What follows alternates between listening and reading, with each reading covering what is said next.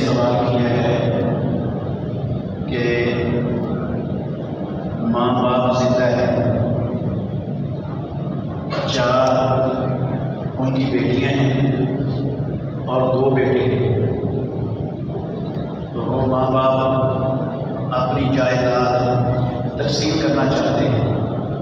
اس میں ہر بیٹے کو، اور کل طریقہ ہے 30 لاکھ روپے، ہر بیٹے کا کتنا بنتا ہے، ہر بیٹی کا کتنا بنتا ہے، اور ماں باپ کا کتنا ہے۔ سوال سمجھ آ گیا؟ میرے بھائیوں توجہ سے سننا جواب۔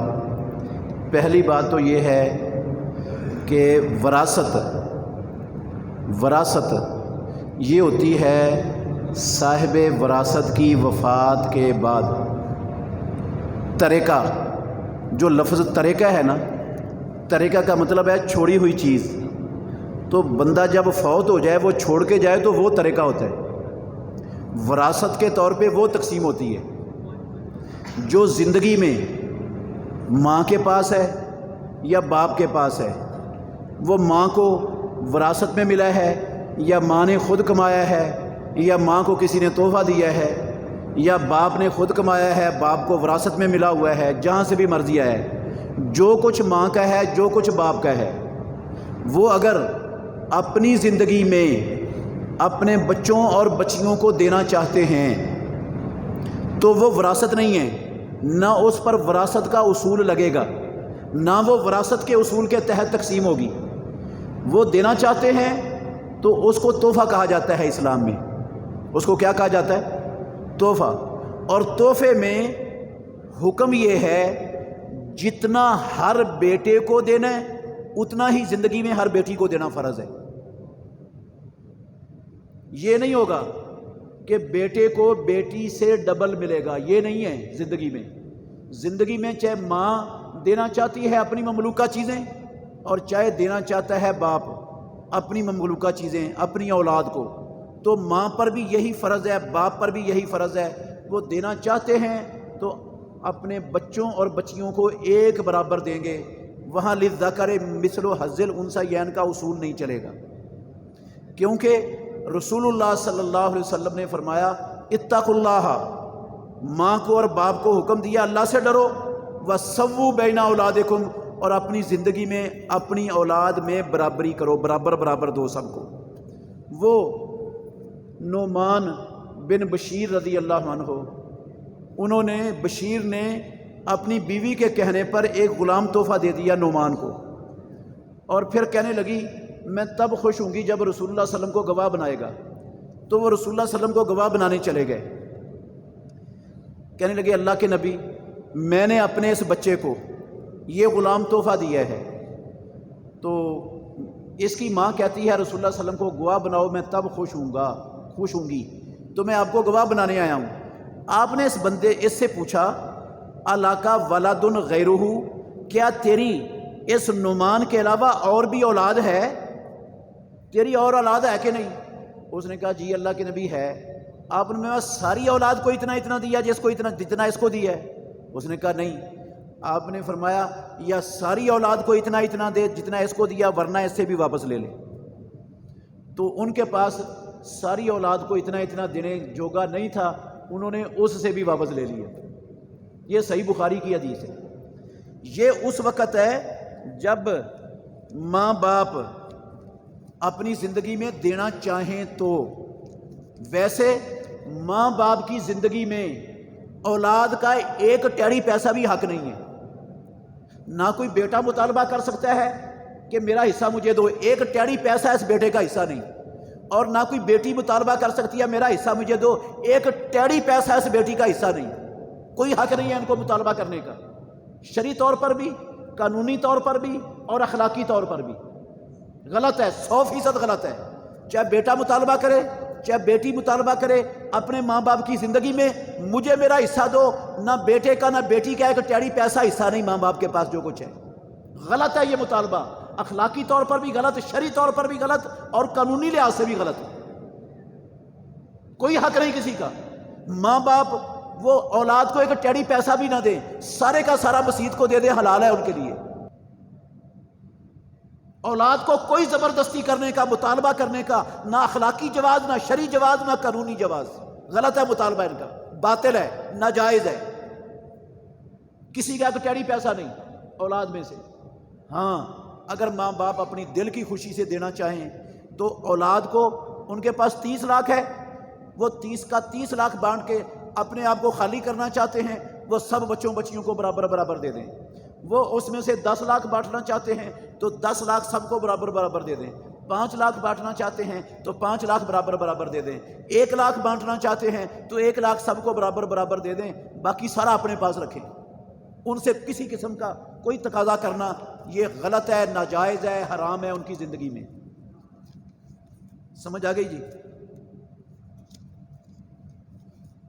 جب ماں باپ فوت ہو جائیں گے تو پھر جو وہ چھوڑیں گے پھر وہ للذکر مثل حظ الانثیین کے تحت تقسیم ہوگا، ان کا طریقہ چھوڑا ہوگا.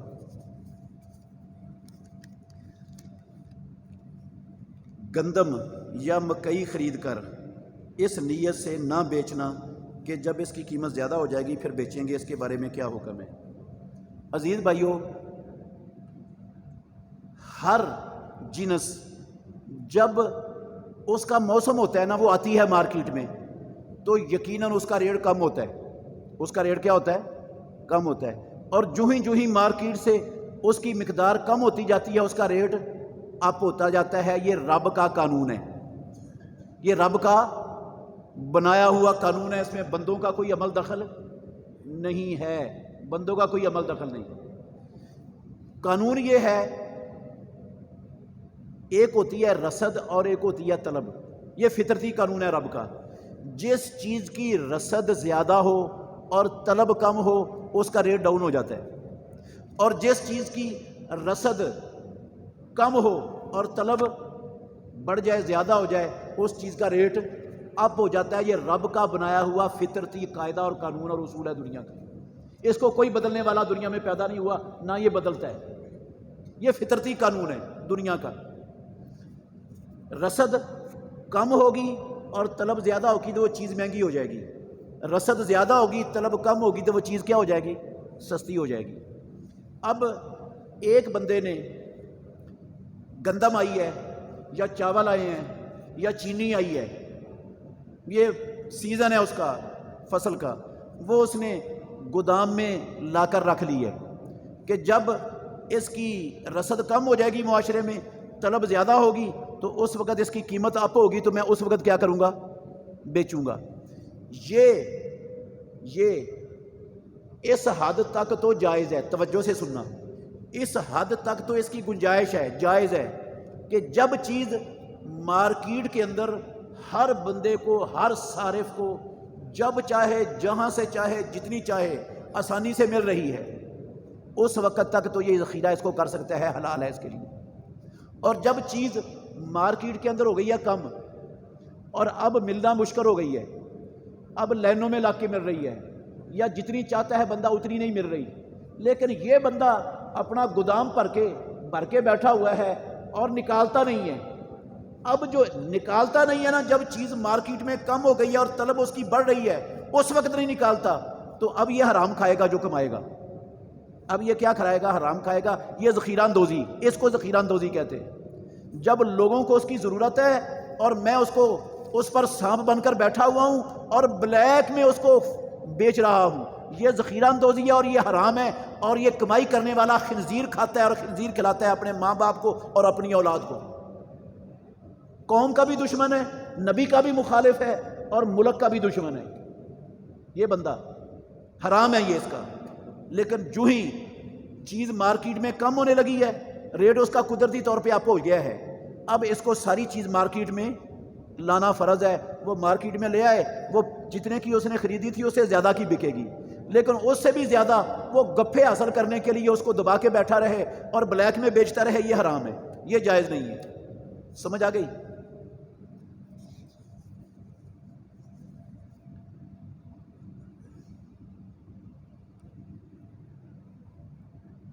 جن کلمہ پڑھنے والوں کو ہم توحید کی دعوت دیتے ہیں اور ہم ان سے کہتے ہیں قرآن ترجمے سے پڑھو، ہم جس طرح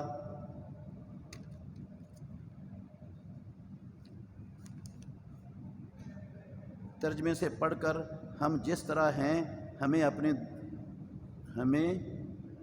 وہ کہتے ہیں جس طرح ہمیں رہنے دو، اور ہم سے کہتے ہیں کہ جب ہم پر کوئی پریشانی آتی ہے تو کہتے ہیں کہ تم ولیوں کے نام کی نظر نیاز نہیں کرتے۔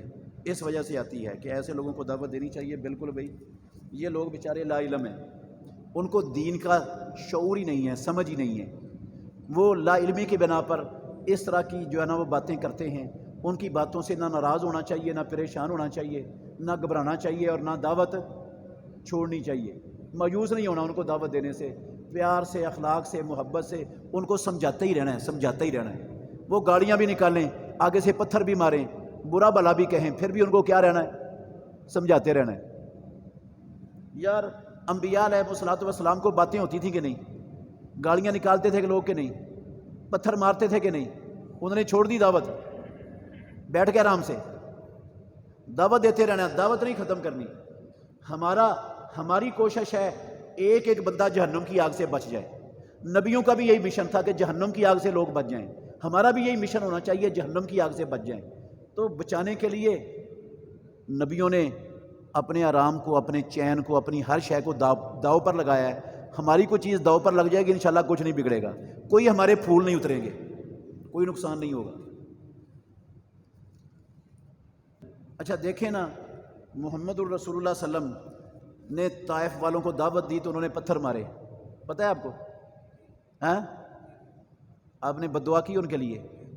ہاں، کیا کہا؟ اللہم اہد قومی فانہم لا یعلمون۔ اگر بد دعا کرتے تو اللہ تعالیٰ تیار تھا قبول کرنے کے لیے، فرشتے بھی آئے ہوئے تھے وہ ان کو کچلنے کے لیے، لیکن کہا یا اللہ میری قوم کو ہدایت دے دے، ان کو پتہ نہیں ہے بیچاروں کو۔ تو آپ کو کوئی گالیاں دے گا تو آپ نے اپنے آپ سے باہر نہیں ہونا، یہی سمجھنا ہے اس بیچارے کو شعور ہی نہیں ہے، پتہ ہی نہیں ہے، سمجھ ہی نہیں ہے۔ ہم نے اس کو انشاءاللہ سمجھانا ہے، ہم نے اس کو انشاءاللہ کیا کرنا ہے؟ سمجھانا ہے۔ سمجھ آئی بات کی؟ جو لوگ تعویذ پہنتے ہیں اور جس طرح اللہ سے ڈرنا چاہیے ولیوں سے ڈرتے ہیں کہ یہ شرک نہیں؟ بھئی شرک ہے بالکل۔ جس طرح اللہ سے ڈرنا چاہیے اسی طرح دوسروں سے ڈرنا، یہ شرک ہے۔ اولیاء جو ہوتے ہیں نا، اولیاء جو اللہ کے ولی ہوتے ہیں، وہ نہ کسی کی ٹانگ توڑتے ہیں، نہ کسی کا بچہ مارتے ہیں، نہ کسی کی بھینس گائے مارتے ہیں، نہ ان کے دودھ کی جگہ پر خون جاری کرتے ہیں۔ جو اللہ کا ولی ہوتا ہے نا، وہ ایسا گھٹیا، گندا اور حقیر کام اللہ کا ولی نہیں کر سکتا۔ ہاں، اللہ کا ولی ایسا گندا پلید کام نہ کرتا ہے، نہ کر سکتا ہے، نہ سوچ سکتا ہے۔ وہ کسی کی ٹانگیں توڑ دے اور کسی کا بچہ مار دے اور کسی کی بھینس کے تھنوں سے اور گائے کے تھنوں سے دودھ کی بجائے خون جاری کر دے، یہ ولیوں کا کام نہیں، یہ شیطان کے بچے کرتے ہیں۔ یہ کون کرتے ہیں؟ وہ ولی نہیں ہوتا ہے، ایسا شیطان کا بچہ ہو سکتا ہے جو یہ سوچے اور جو کرے، ولی ایسا نہیں کر سکتا کوئی بھی۔ ولی کسی کو تکلیف نہیں دیتا اور کسی کا نقصان کرنے کا سوچتا بھی نہیں، کرنا تو دور کی بات ہے۔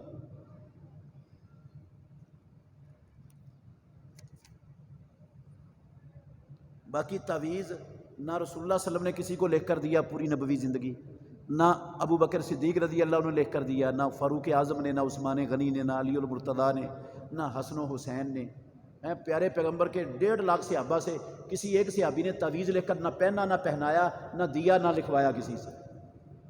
حرام ہے تعویذ پہننا، حرام ہے تعویذ فروشی کا کاروبار، حرام ہے، حرام ہے یہ کاروبار تعویذ فروشی کا۔ تعویذ 2 طرح کے ہیں، ایک ہے جس میں غیر اللہ سے مدد مانگی جاتی ہے، وہ شرک ہے، بندہ مشرک ہو جاتا ہے، اسلام اس کا ختم ہو جاتا ہے، ساری زندگی کی نیکیوں کا بیڑا غرق ہو جاتا ہے۔ اور ایک تعویذ ہے جس میں مدد نہیں مانگی گئی کسی سے، قرآن کی آیت یا مسنون دعا لکھی ہوئی ہے بس، اور کچھ نہیں ہے۔ یہ والا تعویذ لکھنا، پہننا، پہنانا، بیچنا، خریدنا، کاروبار کر کے دکان کھولنا، یہ حرام ہے اسلام میں، یہ حرام ہے، کیونکہ یہ دکان نہ اللہ کے نبی نے کھولی، نہ صحابہ نے کھولی، اور نہ امام اربعہ نے کھولی، تعویذ فروشی کی دکان، کاروبار۔ ہاں، ان کو قرآن آتا تھا کہ نہیں؟ صحابہ کا قرآن پر یقین تھا کہ نہیں؟ انہوں نے کیوں نہیں قرآن لکھ کر پہنایا بچوں کے گلوں میں؟ ہمیں صحابہ سے زیادہ قرآن کی سمجھ آ گئی۔ کئی جاہل مولوی کہتے ہیں بھئی قرآن میں شفا ہے، قرآن میں کیا ہے؟ شفا ہے۔ ہم بھی کہتے ہیں شفا ہے، غلط بات نہیں ہے، لیکن یہ شفا ہے کفر کی بیماری کی، شرک کی بیماری کی، اور یہ شفا ہے حسد کی بیماری کی، کینے کی بیماری کی، یہ نفاق کی بیماری کی، ہاں یہ تکبر اور ریاکاری کی بیماریوں کی جو ہے کیا ہے، روحانی بیماریوں کی کیا ہے، شفا ہے۔ اور روحانی بیماریاں قرآن پڑھنے سے تب دور ہوتی ہیں جب قرآن سمجھ کر پڑھا جائے تو نفاق ختم ہو جاتا ہے، شرک ختم ہو جاتا ہے، کفر ختم ہو جاتا ہے، یہ کینہ، حسد، یہ ریاکاری، تکبر، یہ ساری شیطانی بیماریاں جڑ کٹ جاتی ہے ان کی، جو بندہ قرآن سمجھ کے پڑھ لیتا ہے۔ ویسے یہ جسمانی بیماریوں کی شفا کا باعث بھی بن جاتا ہے، جسمانی بیماریوں کی شفا کا باعث بھی بنتا ہے۔ وہ فاتحہ پڑھی تھی نا وہ صحابی نے، تو وہ شفا مل گئی تھی اس قوم کے سردار کو، صحیح بخاری میں واقعہ ہے۔ اور وہ ایک بندے نے فاتحہ پڑھی تھی، ایک بندہ سنگڑوں کے اندر باندھا ہوا تھا مجنون، وہ ٹھیک ہو گیا فاتحہ کا دم کرنے سے۔ مل جاتی ہے شفا اس قرآن سے دم کرنے سے، لیکن تعویذ نہیں ہے۔ اگر آپ سمجھیں کہ اس شفا کا مطلب گلے میں ڈالنا ہے تو یہ سمجھ ہی باطل ہے، غلط ہے۔ دلیل اس کی یہ ہے، یہ سمجھ باطل اور غلط ہے۔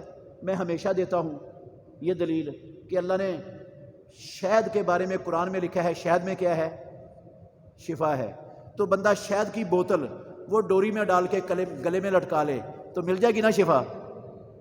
قرآن میں لکھا ہوا ہے یار شفا ہے، ہاں۔ اگر کوئی بندہ بوتل گلے میں ڈال کے پھرے، ڈوری میں لٹکا کے باندھ کے، اور کہے قرآن میں لکھا ہوا ہے شہد میں شفا ہے، تو آپ صحیح بتائیں، اللہ کے گھر میں بیٹھے ہو، اس کو پاگل کہو گے یا عقل مند کہو گے؟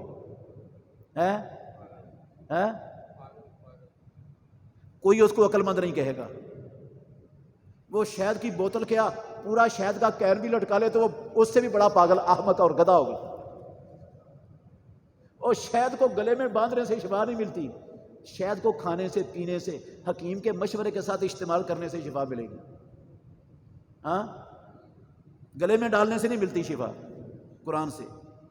قرآن کو پڑھیں، سمجھیں، عمل کریں، دم کریں۔ اس کے ساتھ دم کی رسول اللہ صلی اللہ علیہ وسلم نے کیا دی ہے، اجازت دی ہے، تعویذ کی نہیں ہے اسلام میں۔ جو ماں باپ پر نہیں آتے اور شرک کے اندر مبتلا ہیں، بدعات میں ہماری اولاد کو بھی شرک پر اکساتے ہیں، کیا ان سے علیحدگی اختیار کر لینی چاہیے؟ جو شرک کے اندر مبتلا ہیں، آپ کو وہ کافر کہتے ہیں تو آپ نے ان کو نصیحت کرتے رہنا ہے، سمجھاتے رہنا ہے۔ آپ ان کو نہیں سمجھائیں گے تو فرشتے ان کو سمجھانے کے لیے آسمانوں سے رب نازل نہیں کرے گا۔ آپ نہیں سمجھانا ہے، آپ کی ذمہ داری ہے سمجھانے، دعوت دینا بند نہیں کرنی، ان کو گالیاں کھاتے رہنا لیکن دعوت دیتے جانا ہے۔ آپ امت دعوت ہو، آپ دعوت کی امت ہو، اس وجہ سے آپ کو اللہ نے سب سے افضل امت بنایا ہے۔ جو کچھ آج لوگ پاکستان کے اندر ہو رہا ہے مذہبی اور سیاست کے لحاظ سے، میں بہت پریشان ہو جاتا ہوں، رات کو نیندیں نہیں آتی، اس کا حل بتا دیں۔ بھئی آپ اپنی استطاعت کے مطابق ملک کی بہتری کے لیے جو کر سکتے ہیں کوشش کرتے رہیں، ملک کی بہتری کے لیے جو آپ کے بس میں ہے اتنا کوشش کرتے رہیں، باقی اپنا معاملہ رب پر چھوڑ دیں۔ جو آپ ملک کی بہتری کے لیے کر سکتے ہیں، آپ کے بس میں ہے، وہ ہر بندے کو کرنا چاہیے، اور اس کے بعد آپ کو پریشان ہونے کی ضرورت نہیں ہے۔ اس کے بعد والا معاملہ کس پر ہے؟ رب پر ہے، کیونکہ آپ نے اپنے حصے کا کام کر دیے۔ لیکن آپ مایوس ہو کر ہاتھ پہ ہاتھ رکھ کے بیٹھ جائیں کہ حالات بڑے خراب ہیں، مہنگائی دن بدن بڑھ رہی ہے، ہاں، معاشی حالات تباہ کن بن چکے ہیں ملک کے اندر، پتہ نہیں کیا ہونے والا ہے، کون سی قیامت ٹوٹنے والی ہے۔ بھئی مایوس نہیں ہونا، یہ جو قیامتیں ٹوٹ رہی ہیں نا، جو حالات بنے ہوئے ہیں، ناراض نہیں ہونا۔ میں نے پہلے بھی کئی مرتبہ کہا، یہ ہماری عوام کی اپنی کرتوتوں کا نتیجہ ہے۔ کن کا نتیجہ ہے؟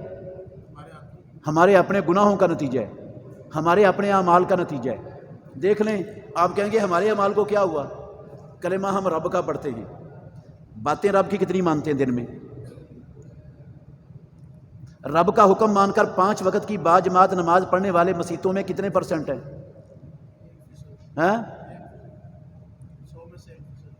رب کا سب سے بڑا فریضہ، اس کو لوگ مانتے نہیں، رب کا حکم۔ ہاں، قرآن سے رہنمائی لے کر کاروبار کون کرتا ہے ہمارے معاشرے میں؟ کتنے لوگ ہیں جو قرآن سے رہنمائی لے کر جو سودی کاروبار نہیں کرتے، جو ملاوٹ نہیں کرتے، جو جھوٹی قسمیں نہیں اٹھاتے، جو دھوکہ نہیں دیتے، جو فراڈ نہیں کرتے، جو 100% حلال کاروبار کرتے ہیں، ہمارے معاشرے میں کتنے ہیں؟ 1000 میں سے ایک بندہ مل جائے گا، مجھے امید ہے 1000 میں سے شاید ایک مل جائے۔ 999 وہ رب کی بغاوت پر، نبی کی بغاوت پر کمر بستہ ہیں، تو ان پر رب کی رحمتیں نازل ہوں گی۔ ہاں، رب ان کو امن اور خوشحالی کی زندگی دے گا، آسانیاں دے گا۔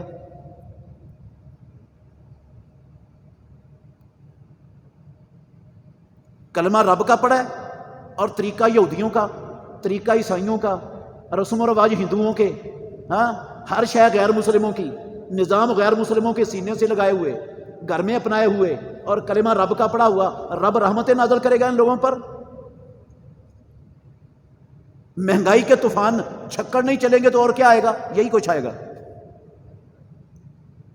جب تک ہم اپنی اصلاح نہیں کرتے ان حالات سے نکلنا ممکن نہیں ہے۔ قرآن میں لکھا ہوا ہے، یار یہ میں دعویٰ نہیں ہے میرا، اللہ نے فرمایا وَمَنْ أَعْرَضَ عَنْ ذِكْرِي فَإِنَّ لَهُ مَعِيشَةً ضَنْكًا، جو میرے نصیحت سے، میرے ذکر سے، میرے دین سے منہ موڑے گا، اس کی معیشت کو، گزران کو تنگ کر دوں گا میں دنیا میں۔ لے لے جتنے قرضے لینے، کر لے جتنی بھاگ دوڑ کرنی ہے، ذلت اور رسوائی سے، یہ مہنگائی اور لوڈ شیڈنگ کی لعنتوں سے جان نہیں چھوٹے گی۔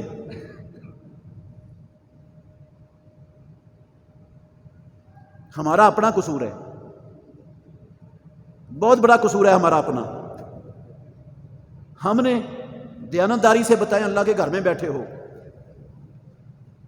ہم نے ہمیشہ ان لوگوں کو ووٹ دے کر اسمبلیوں میں پہنچایا ہے جو معاشرے میں بدماش ہیں، جو معاشرے میں رسا گیر ہیں، جو سب سے بڑے فراڈیے، دھوکے باز اور سب سے بڑے دولت مند ہیں۔ کسی شریف بندے کو ووٹ دیا کبھی؟ ہاں بتائیں مجھے، شریف بندوں کو کون دیتا ہے؟